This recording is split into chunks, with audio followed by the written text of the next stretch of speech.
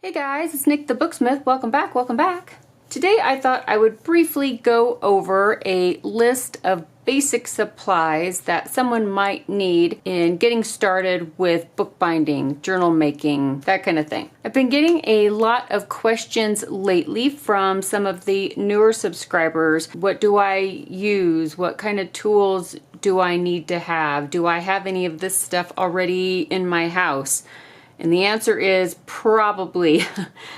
When it comes to bookbinding, like anything else, it can get as complicated as you want it to be. But basically, it's chipboard, paper, glue, leather or cloth, and a lot of time. Thankfully, the same supplies are needed for either traditional bookbinding methods or some of the more contemporary styles of bookbinding. So let's go through some of those things, and I will try to make this subject as simple as I can. If you look at a book, really any book, you're going to notice a few different aspects of the book. You'll notice the text block. You will notice the book cover itself and what it is covered in. And then there are things that are hidden that you don't see, and that is the sewing and the binding, the glue that puts everything together. When you begin a book, the first thing you do is you assemble the text block. So because of that, the first thing I will go over quickly is paper. And paper is going to be something that will be up to you as to the type of paper that you use. You can use copy paper, you can tea stain it or leave it white. You could use paper out of an inexpensive sketch pad or notebook paper that already has some lines on it for you. You could put together a book with mixed media paper, watercolor paper, depends on what you're going to be using your book for. In the case of something like a junk journal, then we can delve into the realms of the random miscellaneous papers that you can collect from all kinds of sources. Envelopes and cards, maybe book pages, accounting pages, some more book pages. This is an envelope from the mail. These are also textbook pages, two different colors. They're both from a typewriter textbook, but they look very, very different from one another. You can use pages from magazines, scrapbook paper, wrapping paper, packing paper. Okay, so there is paper. To make your paper into a text block, you'll need some tools, and that will be a cutting utensil of some sort. A pair of scissors is always a good idea, and most everyone has a pair of scissors around. And then I suggest getting some kind of craft knife or utility knife. I like the ones where the blades snap off so you can have a new fresh blade when one starts to get dull on you. Rotary cutters are also a nice thing to have. Do you need all of these things? No. I'm just giving you options as to some of the things that I routinely use on a daily basis. You just need something to cut your paper, but you'll find your favorites along the way. You will also need something to poke holes in the signatures for sewing them together if you're going to be sewing them together. And this, I think, is an ice pick. I think I got it at a thrift store for 50 cents.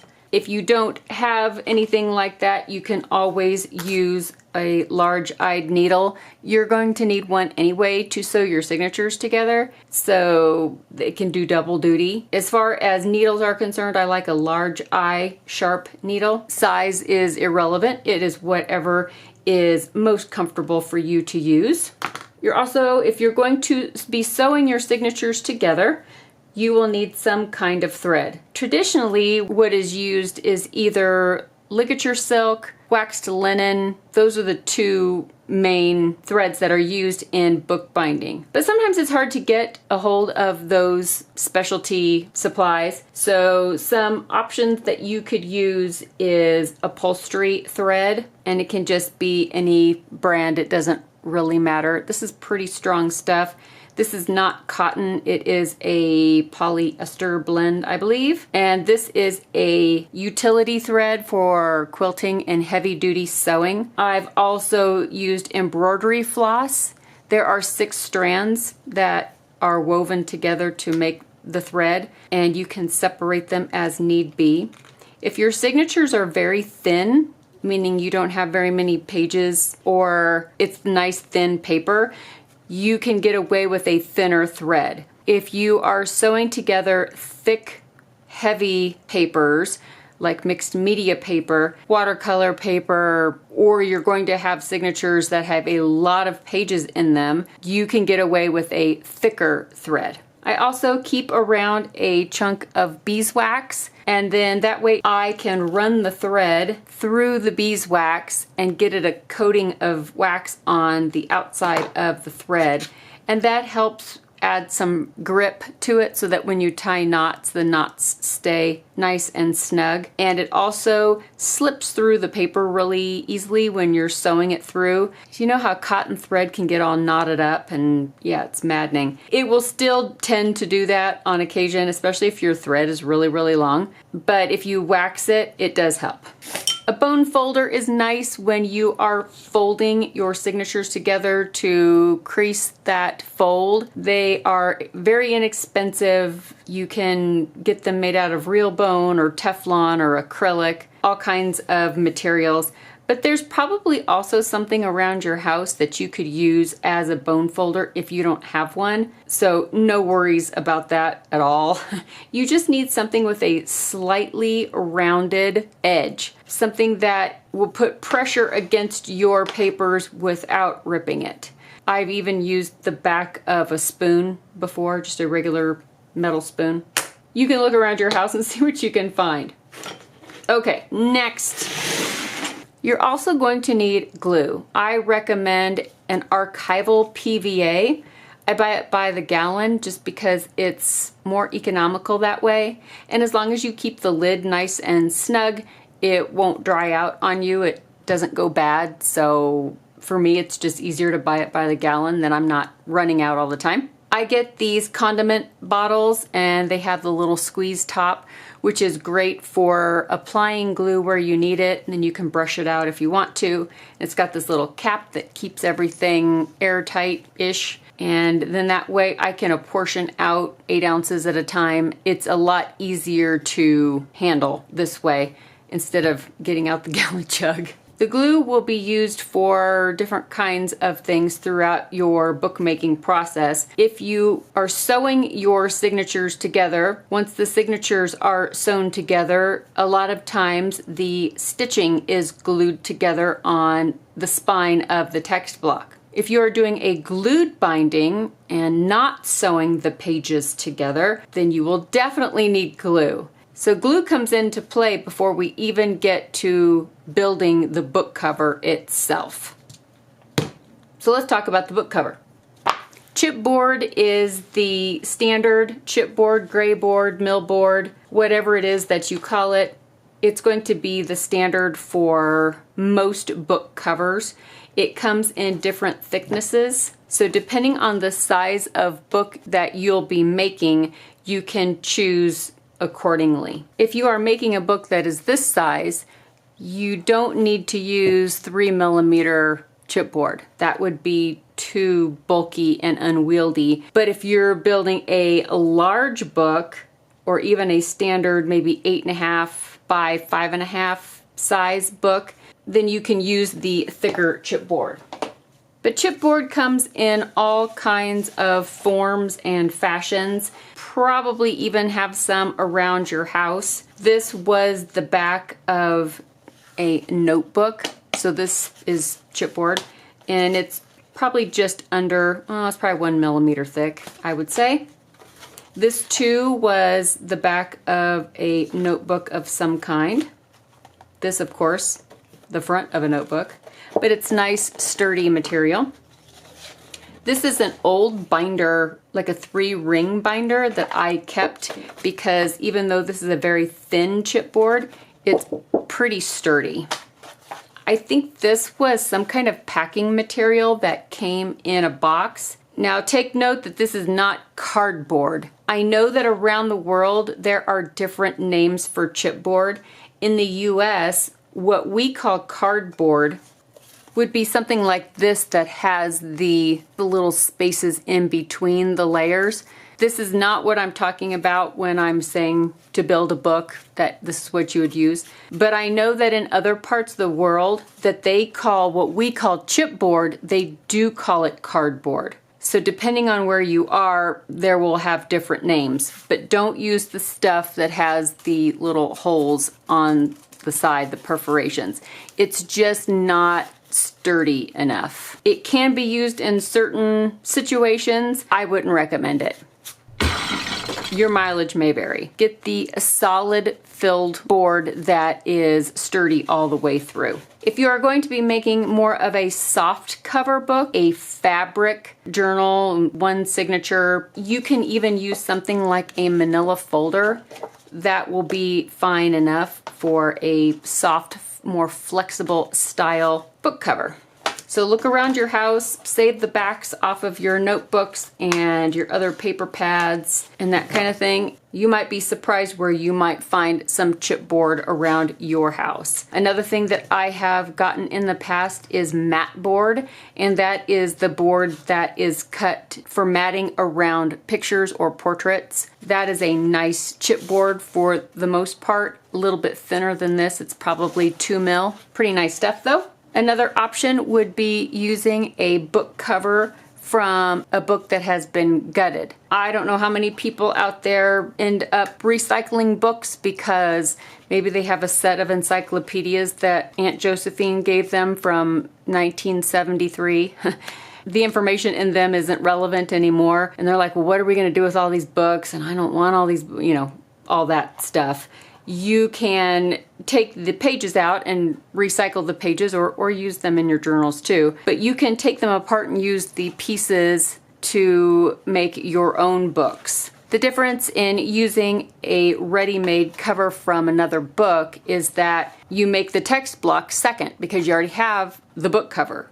So you have to measure and make a text block that will fit inside a cover like this, as opposed to making the text block first and then building the cover to fit around it. So it's just kind of a backwards thing. Maybe old self-help books, there's going to be all kinds of books around the house that people get rid of, and instead of throwing them away or recycling them, they're going to get ripped up and made into pulp again. So if you can take anything off of it before that happens, because it'll go to make other paper products.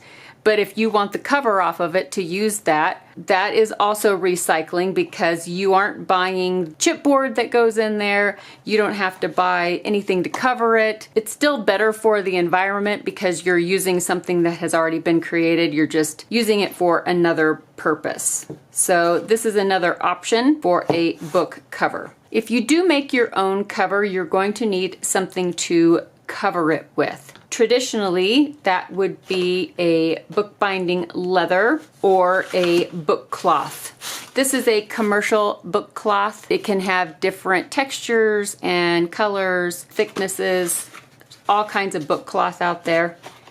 And as far as bookbinding leather goes, this is it was a full dyed goat skin, but as you can see, I've used most of it. And this is a bookbinding leather. It's not from an old leather jacket or a couch. While you can use leather that comes from a jacket or a couch, it's a different type of leather. It has been tanned differently, and it may or may not work out well. So I'm just saying that while yes, technically you can cover a book with anything, just be aware that leathers that are not made for bookbinding don't always work out because of the way that they are tanned and dyed, the way that they are developed, and so your mileage may vary. I don't suggest starting out with leather anyway. It's very expensive, and so messing up is very expensive. Let me tell you, it took me a long time before I dove into the world of bookbinding leather. I was scared to death. Book cloth, on the other hand, is not as expensive, and I will be making a video soon that shows some homemade book cloth, and I will show you some of the techniques that I personally use to make book cloth. This is one of them. This is a linen that I turned into a book cloth, and it works out really great. So I will show that. Some other things that you can use. I did a video not too long, well, yeah, it has been long ago, sorry. It's been a minute, where I took an old printed canvas that I got at TJ Maxx or somewhere for 10 bucks, and I cut it up and used it to cover a journal. Very sturdy material. You could also just use regular fabric. If you have fabric lying around, I know you do. You can get fabric from somewhere. And you can cover a book cover with paper, but just let me add a caveat in there that paper is going to be the least sturdy of the group. Where the book opens and closes, you're going to get fatigue, and paper may fail a lot quicker and crack a lot quicker. So just be aware that if you cover something with paper, it will have the shortest lifespan of durability on the cover. It can be done. I'm not saying it can't be done. I just want you to know that it's not going to be as sturdy as even just using fabric. Some of the incidentals that you'll need will be something to measure with. I suggest some kind of a steel rule, because as you're slicing something, if you use this as a straight edge to slice against, there's less of a chance that your knife will nick into the side of steel than it would if you were using a regular wooden ruler. Pretty quick, your straight edge will be not straight anymore. I also suggest some kind of a square. These two came together in a set that I got, and I will have the link to all this stuff in my Amazon favorites list below the video. And it was very, very inexpensive, and I use these, of course, to make sure that I am getting 90-degree angles. And this happens to be a machinist's ruler, and I like a machinist's ruler because the measurements start at the very end of the ruler. On most rulers, do you see how the first measurement line is not at the edge? It's about, on this one, it's about a 1/16 of an inch in. So then I'd have to try and pull that away from wherever the edge of my material is to get that lined up. But with a machinist's ruler, you don't have to worry about that. And of course, a pencil or a pen is always a great thing to have. And that's about it. Yes, you can get more. Yes, I do have more. It becomes this rabbit hole of toys, like anything, right? You want to start brewing beer, and you think in your head, well, all I need is hops and water and yeast, right? Then it just snowballs into this, oh, and now I want to have a distillery and I need a copper still. And so you can make it as complicated and as expensive as you want, or you can keep it more simple with just the basic supplies. I hope this video was helpful and answered some questions that some of you were having. If you're interested in bookbinding, I highly encourage you to get your basic supplies together and take a look at some of the videos that I have listed underneath this one, along with those that I have alluded to with cards throughout the video, to get started on just some simple projects to get your feet wet in bookbinding and journal making. But be careful, it's addictive. Just saying that now. That's my disclaimer. It's addictive. So don't come crying to me when your family thinks you're nuts and you're taking all the backs off of their paper pads and you're stealing their glue and their scissors. I warned you. Okay, guys, I hope everybody is having a great day, but I will be seeing you really, really soon in the next video. Bye, guys.